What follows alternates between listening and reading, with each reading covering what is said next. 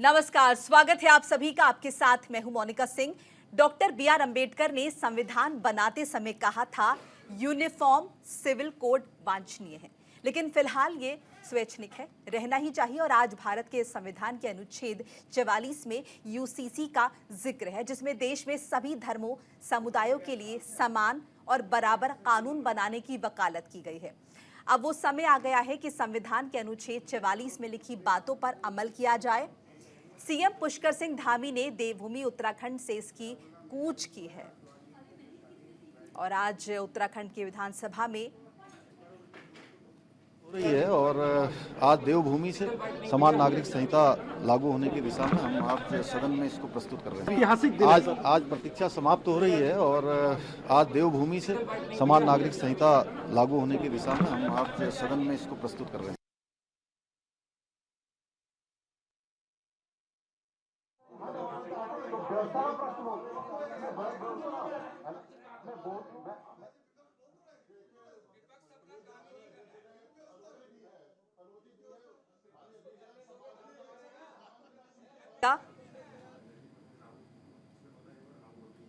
और ये तस्वीरें हम आपको दिखा रहे हैं उत्तराखंड विधानसभा की।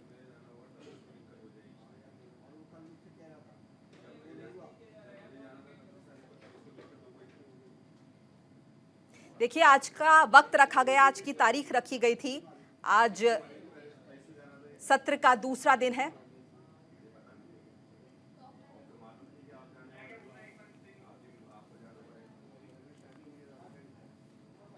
और आज सदन में यूसीसी बिल पेश कर रही है धामी सरकार।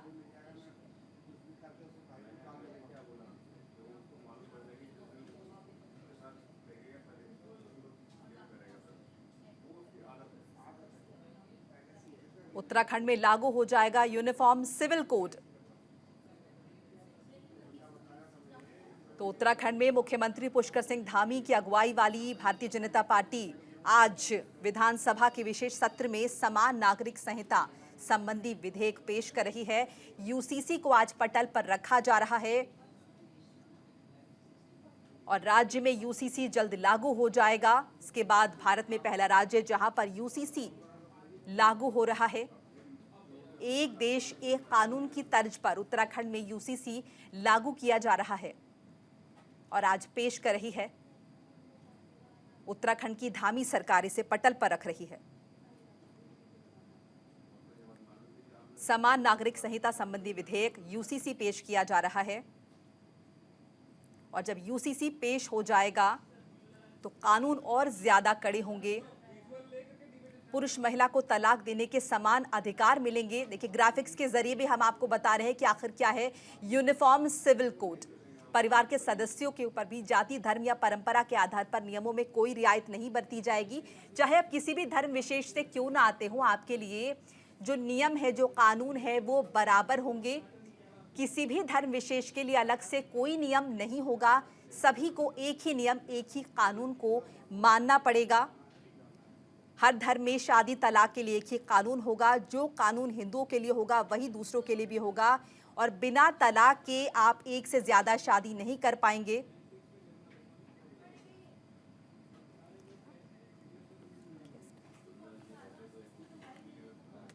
तो यूसीसी आज लागू हो रहा है और इस पर चर्चा करने के लिए हमारे साथ हमारे खास मेहमान जुड़ रहे हैं। हमारे साथ गरिमा दसौनी है जो कि कांग्रेस की प्रवक्ता है, राजेश बिष्ट है जो कि बीजेपी प्रवक्ता है, नाजिम खान हमारे साथ जो कि मुस्लिम स्कॉलर हैं, रुद्र प्रताप सिंह हमारे साथ स्टूडियो में जुड़ गए हैं जो कि राजनीतिक विश्लेषक हैं। इन तमाम मेहमानों से हम चर्चा करेंगे। आप सभी का बहुत बहुत स्वागत है न्यूज इंडिया के स्टूडियो में।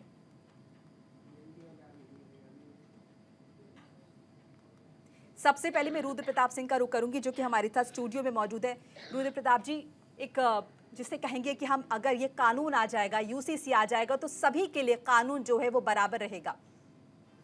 जी बिल्कुल। और अगर हम देश की बात करते हैं तो देश में जितने भी नागरिक हैं उनके लिए एक ही कानून हो, इसमें गलत क्या है। और अगर आप इस पूरे कानून को देखेंगे जो उत्तराखंड सरकार बिल में ला रही है, उसमें सबको फ़ायदा ही है। ऐसा कुछ नहीं है कि जो किसी को नुकसान है। महिलाओं को समान अधिकार मिल रहे हैं, पुरुषों को भी। आपने देखा होगा कि तलाक में जो बहुत दिनों से एक समस्या चली आ रही थी कि पुरुषों के अधिकार कम हैं, ज़्यादा हैं, ऐसे वो भी चीज़ें मिल रही हैं। तो ये चीज़ सही है। और अगर हम एक देश की बात करते हैं कि भारत एक बिल्कुल आपने बात की कि महिलाओं को समान अधिकार मिलेंगे, जिसकी हमेशा से मांग होती है। हमारे साथ गरिमा दसौनी है जो कि कांग्रेस की प्रवक्ता है। गरिमा जी, इस पर आप क्या कहेंगी? देखिए, आपने रिपोर्ट में दो चीजें कही जिस पर मैं टिप्पणी करना चाहूंगी। आपने कहा एक देश एक कानून की तर्ज पर।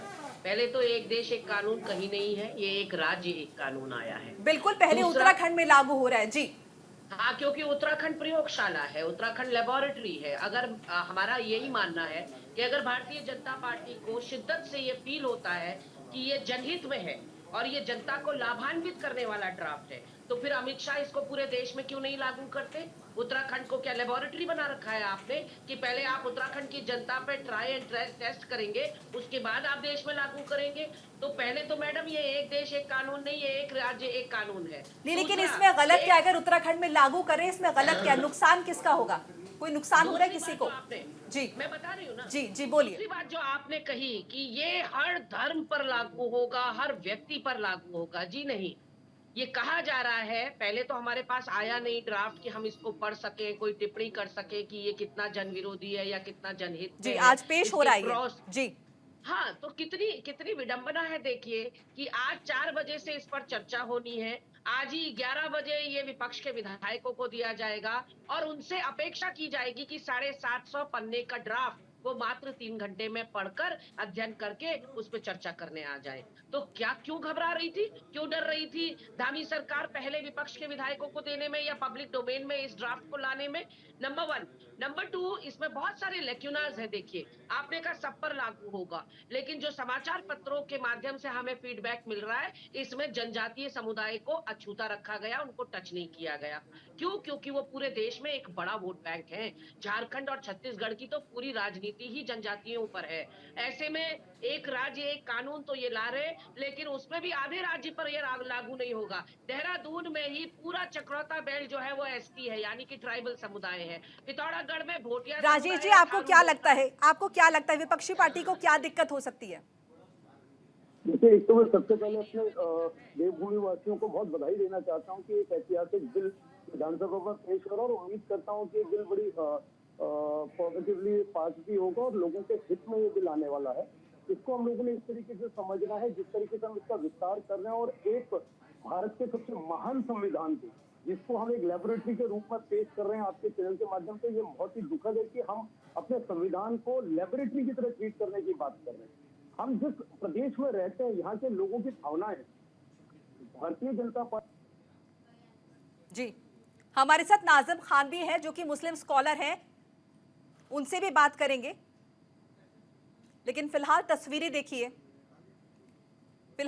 देखिए, विधानसभा की तस्वीरें दिखा रहे हैं आपको, जहां पर यह प्रक्रिया चल रही है। आज पटल पर रखा जा रहा है यूसीसी और जल्द ही कानून बन जाएगा और फिलहाल इस पर चर्चा जारी है।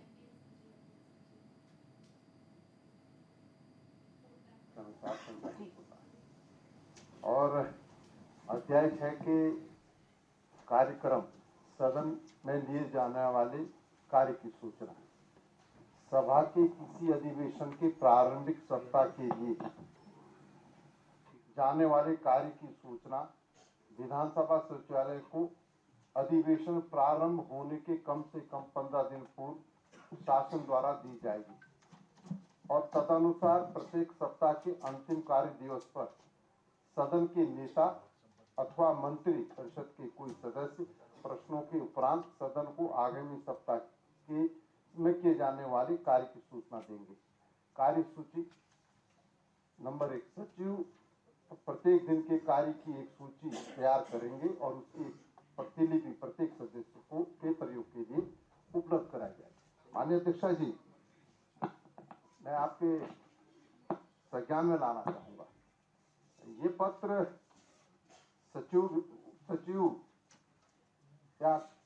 सचिव विधानसभा द्वारा सदन के प्रत्येक सदस्य को दिया गया है और इस में जो लिखा गया मैं उसको उल्लेख करना चाहता हूँ। इस सचिवालय की अधिसूचना संख्या 173 विधानसभा /03 संसदीय 2022 दिनांक 8। तो विधानसभा में चर्चा जारी है और स्टूडियो में भी हमारी चर्चा लगातार जारी है। हमारे साथ तमाम मेहमान मौजूद हैं। मैं रुक करना चाहूंगी नाजिम खान का, जो कि मुस्लिम स्कॉलर है। नाजिम जी, आपको क्या लगता है, क्या समस्या है? आपको लगता है टारगेट बनाया जा रहा है? जी बोलिए। देखिए, हाँ मोनिका जी, देखिए ये सिर्फ और सिर्फ 2024 का एक एजेंडा है।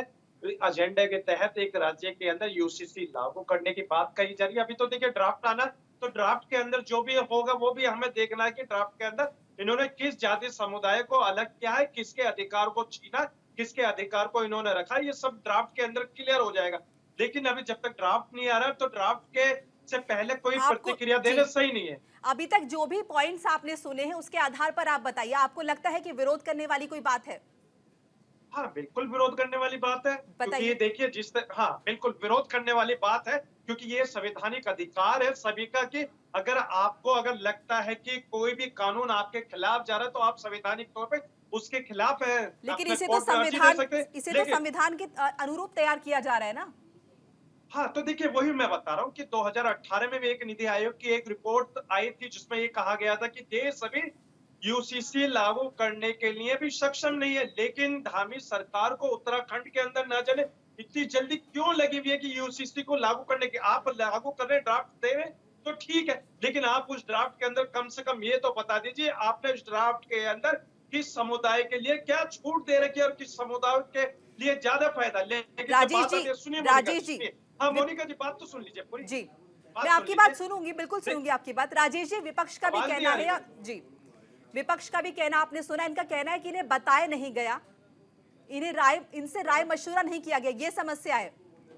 मैं भाई नाज़िम जी से कहना चाहता हूं कि आप व्यक्तिगत तौर पे इससे किसी तरह के किसी धर्म या जाति से बहुत ज्यादा चिंतित होने की जरूरत नहीं है। जिस प्रकार से बड़ी जिम्मेदारी के साथ प्रदेश के यशस्वी मुख्यमंत्री पुष्कर धामी जी ने ये बात कही है और बड़ी जिम्मेदारी के साथ उन्होंने कहा है कि किसी भी धर्म, किसी भी समुदाय को यूसीसी आने पर चिंता नहीं करनी चाहिए। मैं विशेष तौर पे कहना चाहता हूँ, जैसे आप कह रहे हैं कि बहुत जल्दबाजी में बिल लाया गया है, ऐसा बिल्कुल नहीं है। बिल सबसे पहले जो समिति बनाई गई है मई 2022 में बनाई गई, लगभग आज से 2.25 साल पहले। जून 2022 में इसकी पहली बैठक होती है, अधिसूचना जारी होती है, फिर जुलाई में इसकी एक बैठक होती है लगभग 1 साल के बाद। जो समय यूसीसी को ड्राफ्ट तैयार करने में लगा है वो लगभग 2 साल का लगा है। और आपको बताना चाहता हूँ कि यूसीसी के बारे में आदरणीय मुख्यमंत्री जी ने अपने संकल्प पत्र में 2022 के चुनाव से पहले कहा था। उन्होंने कहा था कि हम लोग इस प्रदेश के अंदर अगर सरकार बनाएंगे तो सरकार बनाने के बाद यूसीसी को रिफॉर्म करेंगे और आपके बीच में आज ये ड्राफ्ट तैयार है। तो आप लोगों को खुशी जतानी चाहिए कि ये एक प्रदेश ऐसा, उत्तराखंड जो 27 राज्य के अंदर, इस देश के अंदर पहला ऐसा राज्य बनने वाला है जो ऐतिहासिक। रुद्र प्रताप जी, आपको क्या लगता है ये जो विपक्ष की बात है कि हमें नहीं बताया गया, इतने लंबे टाइम से ये बन रहा है, 2 साल से ज्यादा का वक्त हो चुका है, उसके बाद भी उनका इस तरह से विरोध करना कहाँ तक सही है? विपक्ष का काम तो विरोध करना ही है। वो तो किसी भी चीज़ पे आप कोई भी बात करेंगे तो उसका विरोध करेंगे ही। अभी कांग्रेस की प्रवक्ता कह रही हैं कि हमने ड्राफ्ट देखा नहीं और फिर वो विरोध पे आ गई। तो सवाल ये है कि कोई भी चीज़ अगर हो रही है तो अगर आप उस पर जानिए, उस पर समझिए और उसके बाद उस पर चर्चा करिए। और अगर आप चर्चा करने के बाद अगर कोई चीज़ उसमें गलत है तो उस पर आप विरोध करिए, इसमें बुराई क्या है। लेकिन जो अभी पॉइंट सब मीडिया के माध्यम से लोगों तक पहुँच करके आए हैं, उस पॉइंटों में कोई ऐसी बात नहीं दिखाई दे रही है कि जो किसी भी के खिलाफ जा रही है। उससे अलग आप देखेंगे इसमें बहुत सारी ऐसी चीज़ें हैं जिसकी मांग आम आदमी के बीच से आ रही थी कि भाई उनके महिलाओं के अधिकार नहीं थे, पुरुषों के अधिकार ज़्यादा थे, या तलाक में लेकर के पुरुषों को ज़्यादा परेशान किया जाता था, या बहुत जगहों पर ऐसा है कि बहुत सारे लोगों ने तलाक दिए बगैर कई जगहों शादी कर ली। तो ऐसे बहुत सारे मामले हैं जिस पे से लोगों को परेशानी हो रही थी और अभी की जानकारी में वो सारी चीज़ें उसमें हैं। तो इसमें बुराई वाली कोई बात नहीं। हाँ, राजनीति करने के लिए तो आप कोई भी चीज़ होगा कि अगर कोई भी सत्ता पक्ष करता है तो विपक्ष उसके कुछ बुराइयां करेगा। एक बार बिल आ जाने दीजिए, उसमें जो कमी हो उस पे आप करते रहिए, आलोचना कर रहे हैं। मैं हैरान हूँ कि रुद्र प्रताप सिंह इसका पक्ष कैसे ले पा रहे हैं। अगर मैंने ड्राफ्ट नहीं देखा है, इनको दिखा दिया क्या चुपके से धामी जी ने? नहीं, जितने पॉइंट सामने आए हैं, पॉइंट्स हमने भी देखे हैं, महिलाओं के हक की बात की गई है। यही बात मैं बताना, यही साबित करना चाह रही हूँ मोनिका जी कि ये मुझ पर लांछन लगा रहे हैं कि अभी गरिमा जी ने देखा भी नहीं और ये विरोध करने लग गई। भाई जितने मुद्दे सामने आ रहे हैं उसी के बेसिस पर आप चर्चा कर रहे हैं, मोनिका जी कर रही है, बाकी लोग कर रहे हैं तो मैं भी कर रही हूँ। मैंने समाचार पत्रों में 3 दिन से एक हेडलाइन देखी है और वो हेडलाइन कहती है कि उत्तराखंड के जनजातीय समुदाय को इससे अछूता रखा गया है। क्यों? अगर एक देश एक कानून या एक राज्य माना आपने, एक देश एक कानून को एक राज्य में भी सिमटा दिया तो उस राज्य में भी आधी आबादी को आपने अछूता रख दिया। उससे जनजातीय समुदाय को भी अमृत का कुछ रसपान करने देते। मैं आपसे ये जानना चाहूंगी, लाभकारी है। मैं आपसे ये जानना चाहूंगी, जो बहुविवाह पर रोक लगाया गया है, बहुविवाह पर रोक लगाया गया है, जो तलाक की सहमति जो है दोनों को दी गई है, इसमें क्या गलत है? आप बस पहले ये तो बता दीजिए, आप ये बता दीजिए। हाँ बताइए, मैं बता रही हूँ, बताइए। हिंदू विवाह अधिनियम 1955 मैडम, बहु विवाह तब से प्रतिबंधित है। कोई भी व्यक्ति बिना उसके बाद, बिल्कुल उसके बाद भी लेकिन शादियां हो रही है ना। कहाँ अपने चारों तरफ देखिए, कौन सा हमारे देश में कौन सा नागरिक है जो 4-4 शादियां कर रहा है? आप बताइए मुझे। बहुत सारी केस स्टडीज ऐसे आती हैं, बहुत सारी केस स्टडीज आती हैं, ऐसा नहीं। हाँ तो सुनिए, रेप पर भी बहुत नियम बने हैं लेकिन रेप खत्म हो गए क्या? वही तो मैं आपको बता रही हूँ। जितने तो आपको लगता है कि नियम नहीं बनने चाहिए? बोलने तो दीजिए। अच्छा आप बोलिए, आप अपनी बात पूरी कीजिए, बोलिए। जितने भी नियम कायदे कानून यूसीसी में लाए जा रहे हैं उनमें से 80% पहले से विद्यमान है। ये शादी की उम्र तय कर रहे, ये तो कांग्रेस कब के उम्र तय करके चली गई, 18 साल औरतों के लिए और 21 साल आदमियों के लिए। रुद्र प्रताप को पता नहीं है, आपको पता नहीं है? हमारे देश में क्या शादी की विवाह की उम्र नहीं है? नहीं, लेकिन मुझे ये तो बात नई चीज क्या ला रहे? और बहुविवाह प्रथा पर तो हिंदू विवाह अधिनियम 1955 प्रतिबंधित कर देता है, तो ये नई चीज क्या ला रहे? हिंदू मैरिज एक्ट में क्या है वो मुझे भी पता है, लेकिन सुनिए आप, उत्तराखंड की तरह हर राज्य अपना यूसीसी लाने लगा तो फिर एक देश एक कानून की तो सार्थकता या हर राज्य अलग अलग यूसीसी नहीं लाएगा। हर राज्य अलग अलग यूसीसी क्यों लाएगा? अगर हम एक अधिकार की बात करें, एक नियम की बात करें तो पूरे देश में एक जैसा नियम लागू होगा ना। नहीं, अगर उत्तराखंड की सरकार को अधिकार है कि वो यूसीसी ला सकता है तो आप किस बिना पर बाकी राज्यों को मना करेंगे? हम तो पहले दिन से कह रहे हैं केंद्र सरकार लाए, इतना खूबसूरत है तो अब हर राज्य अपना कानून बनाएगा। हर राज्य अपना कानून डाइवर्सिटी हो जाएगी। हर राज्य अपना कानून क्यों बनाएगा? हर राज्य अपना कानून नहीं बनाएगा। राजेश मिश्र जी बोलिए। मैं पूछ रही हूँ आपसे कि उत्तराखंड सरकार, तो हमारी बड़ी बहन गरिमा जी ये कहना चाह रही है कि नया कुछ नहीं ला रहे हैं। जब नया कुछ नहीं है, सब कुछ आपके द्वारा बनाया हो तो परेशानी किस बात की है? फिर तो आपको खुशी जाहिर करनी चाहिए कि आपके कार्यकाल में जो काम नहीं हो पाए वो इस समय गठबंधन की सरकार करने की कोशिश कर रही है और आपके साथ दुखी होने की क्या बात है? मैं अपने आदरपूर्वक अपनी बड़ी बहन से ये कहना चाहता हूँ, हम तो लेक्चरर्स बता रहे, हम तो ड्रॉबैक्स बता रहे, हमने विरोध किया ही नहीं। आई एम सॉरी, आप सबके साथ मेरे मुंह में शब्द ठूसने की कोशिश कर रहे हैं। मैं विरोध तो किसी भी पॉइंट पर आकर नहीं कर रही हूँ, मैं सिर्फ आपत्तिजनक पहलू आपको बता रही हूँ कि अगर हर राज्य अपना कानून बनाने लगा धामी जी की तरह, फिर तो इस देश में कानून की हर राज्य अपना कानून अलग से क्यों बनाएगा जब यूसीसी सब जगह पर लागू होगा? तो नहीं, उत्तराखंड का यूसीसी क्यों लागू होगा? मोनिका जी कैसी बात कर रही है? उत्तराखंड का यूसीसी क्यों मानेंगे बाकी राज्य? नाजिम खान जी आप बताइए, आपको क्या दिक्कत है? बताइए, अगर महिलाओं को समान अधिकार मिलते हैं तो आप बताइए क्या दिक्कत है? बताइए नाजिम जी। आप इतना ठोक पीट के कैसे? एक मिनट रुकिए, आप रुकिए, एक मिनट रुकिए। मोनिका जी अभी आपने कहा कि महिलाओं को समान अधिकार अगर मिल रहे हैं तो इसमें क्या आपत्ति है? अरे भाई ठीक है ना, तो ये बताइए हमारी जो दिल्ली के अंदर जंतर मंतर पे बहनें, पहलवान बहनें बैठी हुई थी, उन्हें इंसाफ मिला क्या? समान अधिकार मिला? नहीं मिला। लेकिन जब बात आती है ना, सुन लीजिए मोनिका जी, अभी आपने सवाल करा ना, तो समान अधिकार की मैं बताता हूँ मेरे इस्लाम के अंदर। एक मिनट आपको रोकना चाहूंगी, हम उत्तराखंड विधानसभा का रुख कर रहे हैं। समान नागरिक संहिता उत्तराखंड विधेयक 2024 को प्रस्तावित करने हेतु सदन की अनुज्ञा चाहता हूँ। प्रश्न यह है कि समान नागरिक संहिता उत्तराखंड 2024 विधेयक को पुरस्कृत करने हेतु सदन की अनुज्ञा दी जाए। जो माननीय सदस्य के पक्ष में हो कृपया हाथ हैं, जो माननीय सदस्य के विरोध में हो कृपया नहीं कहें। बाकी संख्या अधिक है, अच्छा अनुज्ञा दी गई।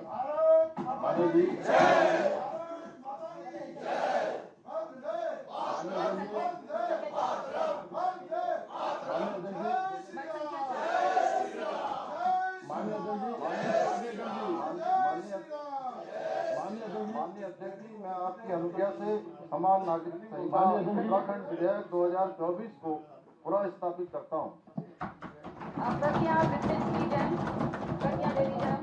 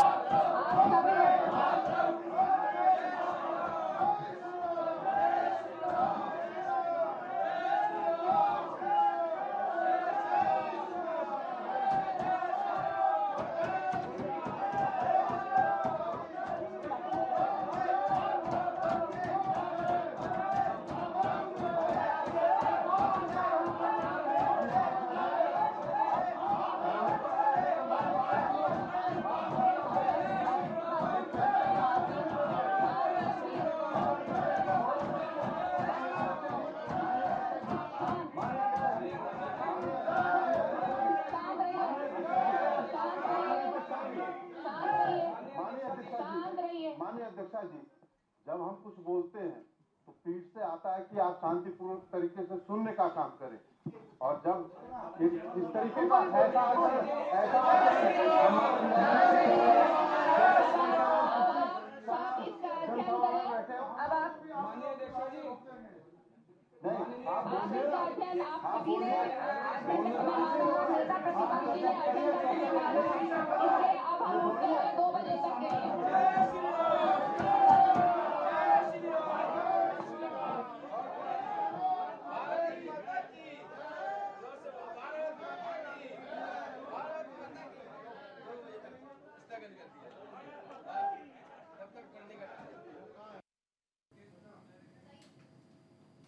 तो उत्तराखंड की तस्वीरें आप देख रहे हैं, उत्तराखंड विधानसभा की, जहां पर आज यूसीसी बिल जो है पेश हुआ है। और इसी के साथ इस बुलेटिन में फिलहाल इतना ही। हमारे साथ तमाम मेहमान जुड़े थे, उन सभी का शुक्रिया हमारे साथ जुड़ने के लिए, अपनी राय रखने के लिए। एक छोटा सा ब्रेक, खबरें लगातार जारी हैं।